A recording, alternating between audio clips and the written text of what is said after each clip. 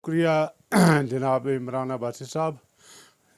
मेरे पास वो अल्फाज नहीं जिन पे मैं आपका शुक्रिया अदा करता हूँ, क्योंकि अपनी जान को आप हथेली पर रख कर मेरा ये रिकॉर्ड आप बयान रिकॉर्ड करते हैं और वाकई ही आप कलम के ज़ोर पर कलम का जहाज करके मेरे जैसे एक आम आदमी की आवाज़ को हुकूमत दीवानों तक आला काम तक पहुँचाते हैं।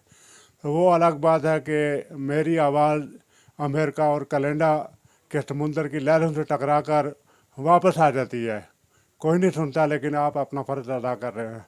मैं आपका मेरे पास वो अल्फाज नहीं जिन पर आपका मैं शुक्रिया अदा कर सकूँ। मेरा ये मसला है कि मैं चिकार तहसील चिकार मौजा दखनपद जिला झेलम वैली का रहसी हूँ। कि मैं इससे पहले भी अर्ज कर चुका हूँ कि मेरा पूरा नाम तारिक महमूद है। तो मैंने ज़िला बाग 76 नंबर 2 से शादी की हुई है।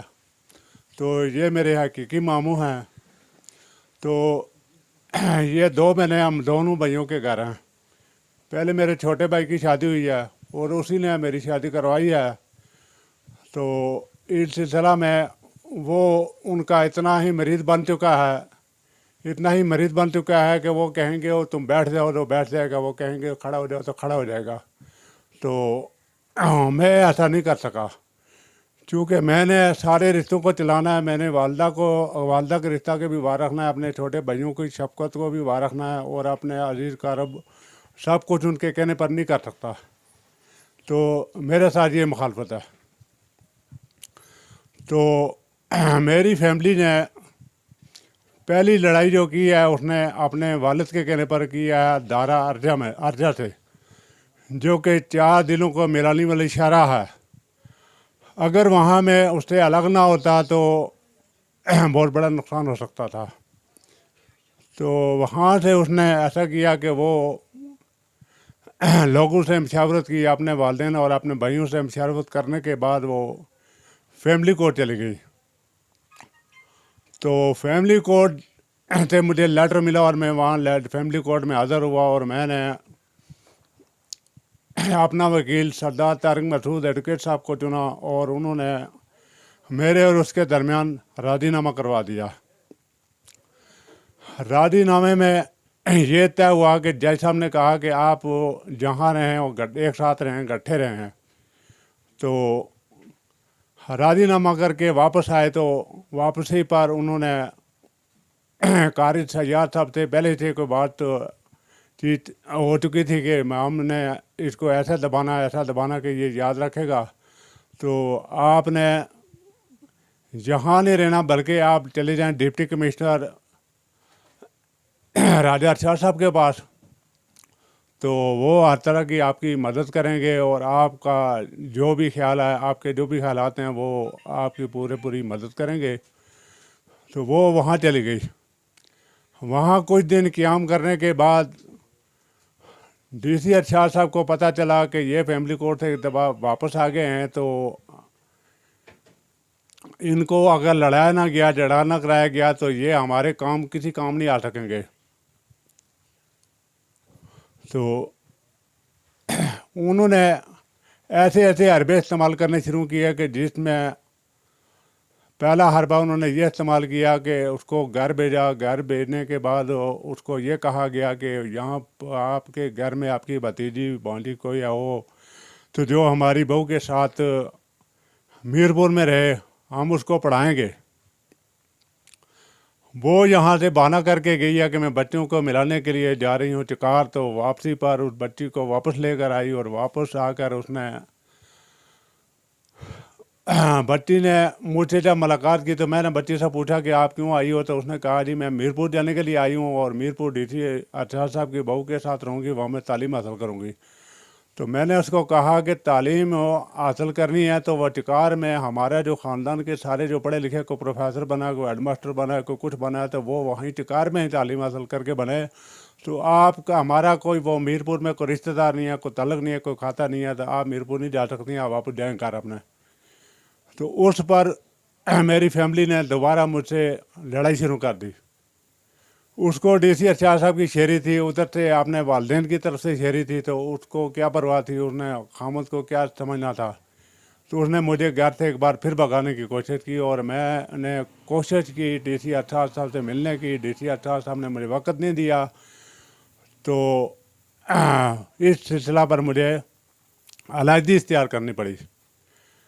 फिर मैं वापस जज साहब के पास गया और जज साहब से मैंने कहा कि भाई ये मेरे साथ ये मामला पेश आया है और वो लड़ाई झगड़े कर रही है, तो आप ऐसा करें कि उसको घर जाने पे पाबंद करें।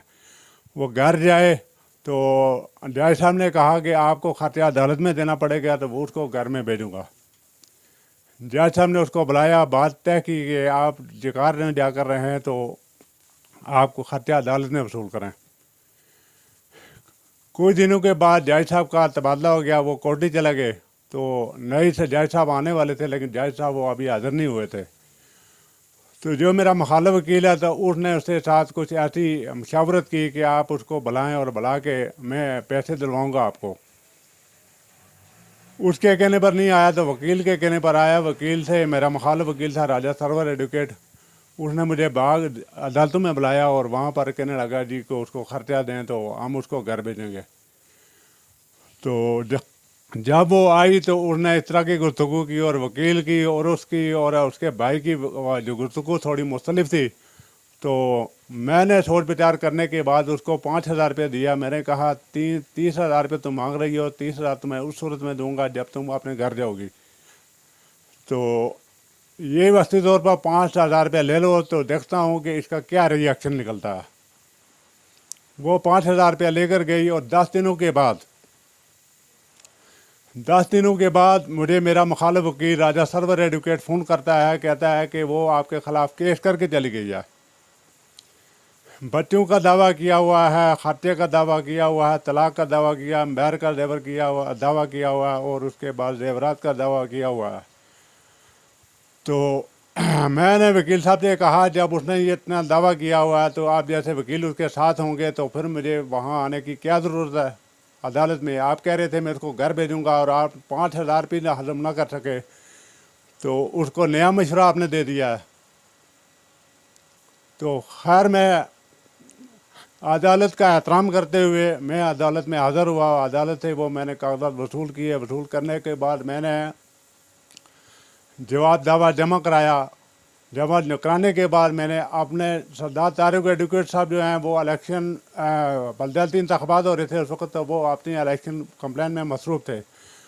तो मैंने दूसरा वकील किया, वकील के ज़रिए मैंने जवाब दावा जमा कराया और मैंने ये कहा कि मैं उसको आबाद करना चाहता हूँ, मैं अपने घर में आबाद करना चाहता हूँ। चिकार में डीसी अर्शद के घर में उसको नहीं आबाद करना चाहता हूँ।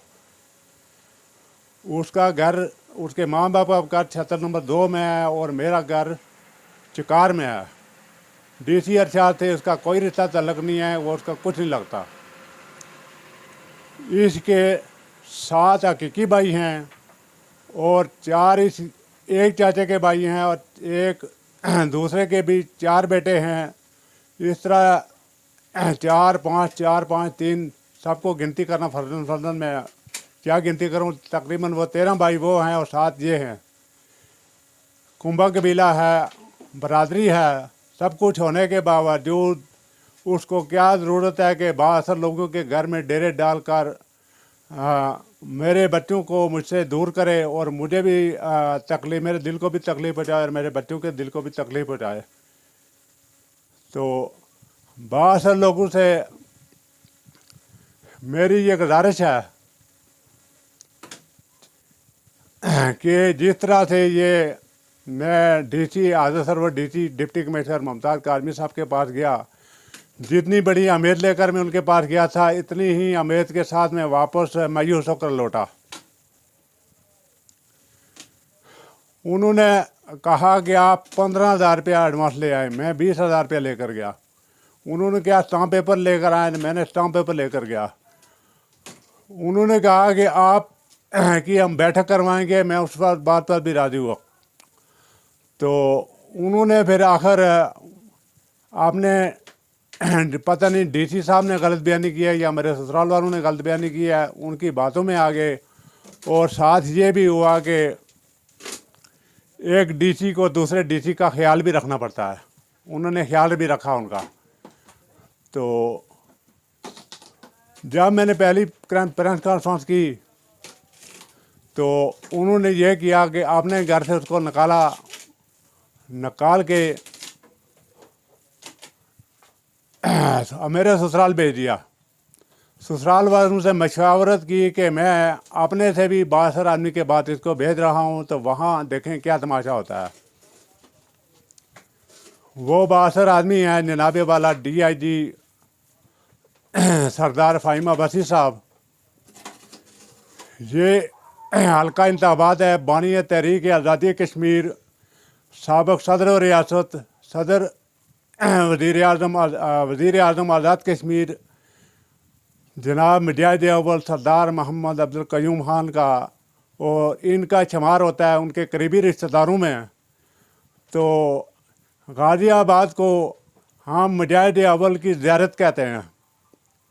ये मुजाहिद अव्वल की ज़ियारत है, और मुजाहिद अव्वल का एहतराम हर आदमी मुखालफत करता है कि वो हमारे रियासत की पहचान थे। उन्होंने अपने दौर में अदारों को मजबूत करने की कोशिश की, उन्होंने अदारे मजबूत किए। अगर तामीर और तरक्की उस वक्त जितना बजट था उतनी वो करवाते रहे, लेकिन ये है कि अगर वो उसमें कमी आई, लेकिन ये है कि अदारों को मजबूत करने में तहरीक आज़ादी कश्मीर के हवाले से सरदार अब्दुल क़य्यूम खान का किरदार सबसे अहम है। वो हमारे बुज़ुर्ग सियासतदान थे। तो उनके इस हल्का इंतखाबात में इस तरह के डिप्टी कमिश्नर, एक ज़िम्मेदार अफसर कि हमारे आज़ाद कश्मीर का अगर प्राइम मिनिस्टर जिस ज़िले में जाना चाहता है तो वो सबसे पहले रजू करता है डिप्टी कमिश्नर से कि आपके पास एतमाद मुकम्मल है तो मैं वहाँ जिस ज़िले का दौरा करूँ। डिप्टी कमिश्नर से इजाज़त देता है। सियासत का सबसे बड़ा ओहदा आज़ाद कश्मीर के वज़ीर आज़म के पास होता है। तो इतने मनसब पर जाकर आप मेरे जैसे आदमी को तंग करेंगे, मेरे जैसे बच्चों और फैमिली को आपने कस्टडी में रखेंगे आपने ज़ाती मफादात के लिए, तो फिर ये रियासत नहीं चलेगी। क्योंकि ये इसका रिएक्शन ये होगा कि आला अफसरों से लोगों का एतमाद ख़त्म हो जाएगा। लोग एतमाद नहीं करेंगे तो ये रियासत नहीं चलेगी। फ़हीम अब्बासी साहब, मेरे आपसे कोई शिकायत नहीं है, क्योंकि आपको मेरे ससुराल वालों ने और DT अरशद साहब ने गलत ब्रीफिंग दी है, जिसकी वजह से आपने मेरी फैमिली को वापस दी है। मुझे आप पर बड़ी उम्मीद है कि आप इस मामले को ख़त्म करने में अपना किरदार अदा करेंगे। तो आपका रिकॉर्ड जो है वो बहुत अच्छा रिकॉर्ड है। आप आज़ाद कश्मीर पुलिस डिपार्टमेंट के सबसे बड़े अफसर रिटायर हुए हैं। तो हम आपका इस हवाले से भी एहतराम करते हैं। वैसे हम आपका एहतराम इसलिए करते हैं कि आप मुजाहिद अव्वल के, आपका शुमार मुजाहिद अव्वल के रिश्तेदारों में से होता है। मैं कहाँ कहाँ नहीं गया। मैं चीफ सेक्रेटरी साहब के पास गया, मेरी दरख्वास्त एक वहाँ पड़ी हुई है। मैं IGP साहब के पास गया, मेरी एक दरख्वास्त वहाँ पड़ी हुई है। मैं मुजाहिद अव्वल के सियासी अरूफ मेजर लतीफ़ खलील साहब के भी मिला हूँ, उनके पास मेरी तहरीर दरख्वास्त पड़ी हुई है। उस दरख्वास्त पर आप नज़रसानी करें कि मेरा उस पर क्या मौक़िफ़ था, मैंने क्या कहा था। हाँ, तो हल्का नंबर 4 मुजफ्फराबाद खावड़ा, उम्मीदवार मेंबर कानून साज असम्बली राजा शाका मजीद साहब से पूछें मेरा मौक़िफ़ क्या था। जब भी मैं किसी जिरगे वाले के पास या किसी मौजूद शख्सियत के पास जाता हूँ तो ये लोग उसको यू टर्न लेने पे मजबूर कर देते हैं। ऐसे ऐसे उल्टे सीधे बयान देते हैं जिस पर वो यू टर्न ले लेते हैं। और मेरे ससुराल वाले तो वो तो खैर बहुत आगे से बेगैरती की आखिरी हद को छू रहे हैं। वहाँ पर एक मजहूर शख्सियत हैं जनाब काजी साजिद चुटाई साहब, जो अमीर जमात इस्लामी ज़िला बाग के सदर हैं।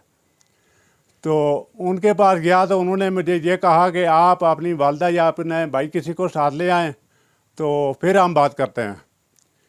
जब उन्होंने मुझे ये फार्मूला दिया तो मैं अपनी वालदा अपने भाइयों को कायल करने के लिए गया चकार, तो वहाँ मुझसे पहले ये मेरे साले और मेरा ससुर था वहाँ पहुँच चुके थे। वहाँ जाकर मेरी मुखालफत नहीं करते, बल्कि अपनी बहन और बेटी की मुखालफत करते हैं कि वो आते ज़्यादा बढ़ चुकी है, वो बदतमीज़ हो चुकी है और हमारी नहीं सुनती है। आपको उस घर में ला के अपने माहौल को ख़राब ना करें। मेरी वालदा और मेरे भाई वहाँ खामोश हो गए। जहाँ तक उनको इतना ही ब्रीफ कर दिया कि वो मेरी खैर खैरियत रियासत करना भी गवारा नहीं करते। तो ये 2-3 महीने पहले जो 5 तारीख की हड़ताल थी, जो आज़ाद कश्मीर के कोने कोने में रियासत भर में पहिया जाम, ट्रैफिक जाम, उसके बाद बाज़ार बंद रहे, ताजरों का नुकसान हुआ, ट्रांसपोर्टरों का नुकसान हुआ। वहाँ पर ये मुतालबा किया जा रहा था कि IGP और चीफ सेक्रेटरी आज़ाद कश्मीर को दिया जाए और पाकिस्तान हमारा बड़ा भाई है, वो हम पर शफकत का हाथ रखे। तो पहले मैं रियासत का शहरी हूँ, मैं इस रियासत का रहने वाला हूँ। आप ये शफकत का हाथ मुझ पर रखेंगे तो बड़ा भाई पाकिस्तान आपके सर पर भी शफकत का हाथ रखेगा। कहीं ऐसा ना हो मुझे डबोते डबोते ये डिप्टी कमिश्नर का साथ देते देते ये जो ओहदा हमारे पास है डिप्टी कमिश्नर और कमिश्नर और DIG का, ये भी वो वापस ना ले लें। इस बात का भी खतरा है, क्योंकि हम खुद अपने अदारों को कमज़ोर करेंगे। मेरी कोई बात नहीं, कहते हैं कि बूढ़े के मरने की कोई बात नहीं है, मौत पीछे पड़ जाती है, माशरा ख़राब हो जाता है। कल आज अगर मेरी फैमिली कह रही है कि मेरे 4 बच्चे मेरे साथ होने चाहिए, मेरा मियाँ मुझसे अलग होना चाहिए, तो कल ये इस माहौल की दूसरी औरतें भी ऐसा करेंगी। उसने मुझसे अलग होना था तो 1 साल के अंदर अंदर वो अलग हो जाती, चली जाती। आज 4 बच्चे होकर वो उल्टे सीधे मुतालबे कर रही है, वो खुद नहीं कर रही है, उसके वालिद, उसके भाई और ये डिप्टी कमिश्नर उसको ये तासर दे रहा है कि आपको खामन के बगैर भी आपका गुजारा हो सकता है, कि आपको हम हर तरह की मदद करेंगे। तो क्या ज़रूरत है, आपके बच्चे बड़े हो जाएंगे तो यह आपके काम आएंगे, उसको छोड़ो, दफ़ा करो। उसके दिमाग में ये बात डाली हुई है। तो DIG साहब, आपसे मेरी ये एक और गुजारिश है कि देखें आपकी वालदा कितनी अजीम औरत हैं कि उन्होंने इतना हरूज देखने के बावजूद अपने ख़ानदानी रवाज को बरकरार रखते हुए उन्होंने अपना घर, अपनी ज़मीन आबाद रखी हुई है और ख़ुद वो गाज़ियाबाद में राज पजीर हैं। तो मेरी आपसे गुजारिश है कि आपने भी बहुत कुछ देख लिया है, तो आप अपनी गाज़ियाबाद में अपनी वालदा के साथ रहें। ज़्यादा आप नहीं रह सकते तो आप हफ्ता और इतवार को यहाँ गाज़ियाबाद में रहा करें 2 दिन, क्योंकि आप रियासत में रहेंगे तो रियासत ताकतवर होगी और रियासत के लोगों को खुशी होगी। जैसे हमारे एक प्राइम मिनिस्टर साहब थे, जो कि सीनियर मिनिस्टर भी रहे और वो स्पीकर कानून साज असम्बली भी रहे, पाकिस्तान पीपल पार्टी के वो सदर भी रहे, लेकिन वो बनी आफत में रहते थे दफ्तर टाइम के बाद, अपने आबाई घर बनी आफत में। तो कितनी उनको लोगों को खुशी होती थी कि हमारे मिनिस्टर साहब हमारे साथ रहते हैं, हमारे साथ ईद पढ़ते हैं, हमारे साथ जुम्मा अदा करते हैं। तो इस तरह से हमारी रियासत का मजबूत होगी। तो मुझे उम्मीद है कि मेरी आवाज़ ये दोबारा ये हवा में नहीं जाएगी, बल्कि आप सुनेंगे और इस पर अमल करेंगे।